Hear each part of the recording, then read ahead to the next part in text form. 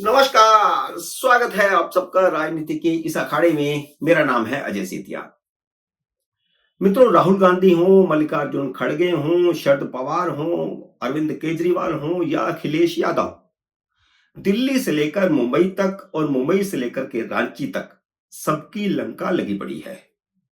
इन सबको अब मोदी शाह उतना नहीं चुपते जितना योगी आदित्यनाथ चुप रहे हैं, क्योंकि योगी ने हिंदुत्व का जो रास्ता दिखाया है उसे अंततः नरेंद्र मोदी और अमित शाह ने भी मान लिया है।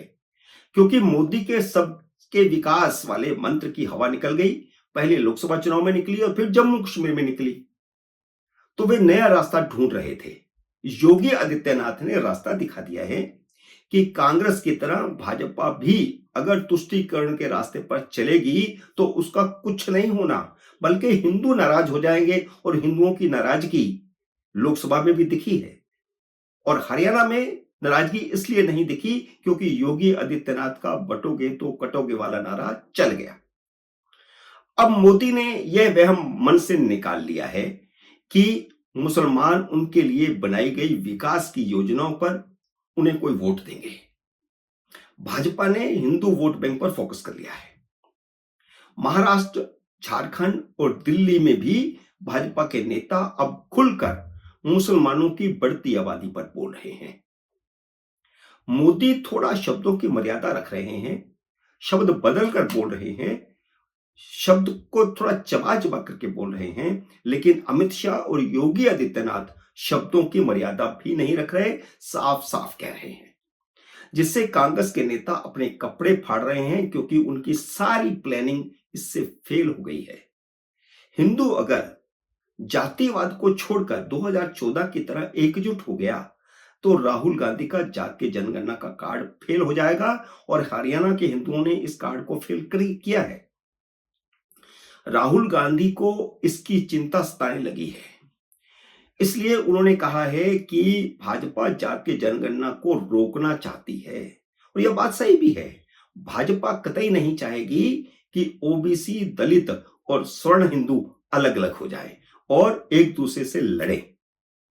मल्लिकार्जुन खड़गे तो इतने बिलबिला गए हैं कि उन्होंने योगी आदित्यनाथ को आतंकवादी तक कह डाला। इतने अंदर से भड़ास उनके, क्योंकि उनकी किए कराए पर पानी फेर दिया। जो जातीय जनगणना का कार्ड चलाया था उससे लोकसभा में जो फायदा हुआ अब वह नुकसान में बदल सकता है, इसलिए वह अपनी भड़ास निकाल रहे हैं। झारखंड में मल्लिकार्जुन खड़गे ने कहा कि भगवाधारी संत राजनीति में आ गए हैं और समाज में नफरत फैला रहे हैं। इस पर साधु संतों ने तो ऐतराज जताया है, वह अलग बात है।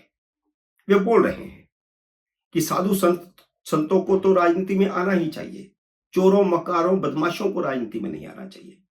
लेकिन खड़गे से कोई पूछे, भाई जब तुम हिंदुओं को अगड़ों पिछड़ों में बांट रहे हो, उनको आपस में लड़ा रहे हो, तो क्या समाज में समरसता ला रहे हो या फिर नफरत फैला रहे हो? बल्कि सच्चाई यह है कि कांग्रेस हिंदुओं में एक दूसरे के खिलाफ नफरत फैला रही है। बात मोहब्बत की करते हैं, लेकिन फैला रहे हैं नफरत।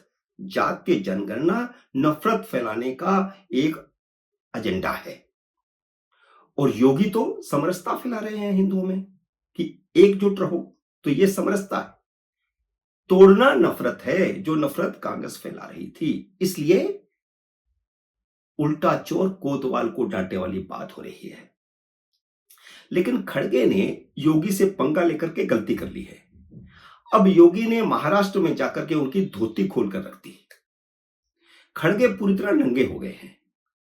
योगी ने बताया, जो अब तक देश को नहीं पता था, उन्होंने बताया कि खड़गे जी का गांव एक समय हैदराबाद के निजाम के अधीन था। जब भारत अंग्रेजों के अधीन था तो कांग्रेस का नेतृत्व मुस्लिम लीग के साथ खड़ा था और उसी दौरान मुस्लिम लीग ने हिंदुओं को चुन चुनकर मारा।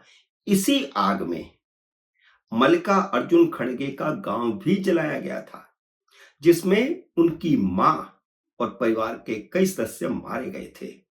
खड़गे कभी नहीं बताएंगे कि उनकी मां मुस्लिम आतंकवादियों की तरफ से मार दी गई थी, क्योंकि इससे उनको मुस्लिम वोट नहीं मिलेगा, मुस्लिम नाराज हो जाएंगे। मां की हत्या को कोई भूल सकता है? तो योगी आदित्यनाथ ने उनकी दुखती रग पर हाथ रख दिया है। महाराष्ट्र के अचलपुर में एक चुनावी जनसभा को संबोधित करते हुए योगी आदित्यनाथ ने जो कहा, मैं उसको वर्बैटम आपको कोट कर रहा हूं। मैं योगी हूं और एक योगी के लिए देश पहले होता है। खड़गे जी, आपके लिए कांग्रेस का तुष्टीकरण सबसे अहम है। पिछले 3 दिनों से कांग्रेस अध्यक्ष मेरे बारे में नकारात्मक बातें कर रहे हैं। मैं कह रहा हूं खड़गे जी, एक योगी के लिए देश पहले है, लेकिन आपके लिए कांग्रेस का तुष्टीकरण सबसे पहले आता है। इधर दिल्ली में भी बटोगे तो कटोगे वाला नारा लग रहा है, जिससे केजरीवाल ही नहीं कांग्रेस की उम्मीदों पर भी पानी फिरता दिख रहा है। क्योंकि दिल्ली में राहुल गांधी और केजरीवाल दोनों ही मुस्लिम तुष्टीकरण के रास्ते पर चल रहे हैं। केजरीवाल भले ही कितना भी मंदिर में जाकर के खुद को हिंदू बताने की कोशिश करें, भाजपा लोगों को याद दिला रही है कि ये वही केजरीवाल है जिसने श्री राम जन्मभूमि पर मंदिर बनाने का विरोध किया था।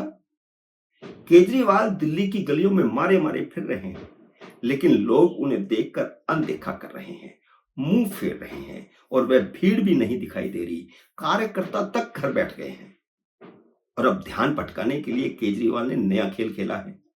आपको याद होगा कि केजरीवाल ने ईडी के 9 सम्मनों की अवहेलना की थी, नहीं गए थे, जिस पर ईडी कोर्ट में चली गई थी, जिसके खिलाफ केजरीवाल सुप्रीम कोर्ट तक गए, लेकिन उन्हें राहत नहीं मिली थी।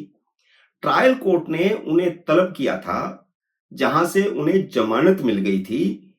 सितंबर में उसी केस पर ट्रायल कोर्ट ने उन्हें फिर सम्मन भेजा था, तो वह सेशन कोर्ट चले गए, लेकिन सेशन कोर्ट ने उन्हें ट्रायल कोर्ट में पेश होने को कहा। तो अब वह हाई कोर्ट पहुंच गए हैं, लेकिन हाई कोर्ट ने भी उन्हें कोई राहत नहीं दी है। केजरीवाल ने जनता का ध्यान भटकाने के लिए फिर से कोर्ट कोर्ट खेलना शुरू कर दिया है, क्योंकि जनता उनकी तरफ देख ही नहीं रही, तो वह दिल्ली की राजनीति में फिर से खबरों को बदलना चाहते हैं। देखते हैं मित्रों, आगे आने वाले समय में केजरीवाल का क्या होता है और महाराष्ट्र झारखंड में ये हिंदुत्व की जो नई लहर चलती दिखाई देने लगी है, उससे क्या फर्क पड़ता है?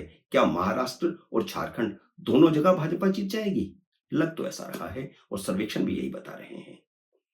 उम्मीद है मेरा ये वीडियो आपको पसंद आया होगा। इसे लाइक और शेयर कीजिए। अगर आपने मेरे यूट्यूब चैनल को अब तक सब्सक्राइब नहीं किया तो कृपया सब्सक्राइब करके अपना आशीर्वाद दीजिए। जल्द ही मिलते हैं अगले वीडियो में किसी अन्य विषय के साथ। तब तक नमस्कार।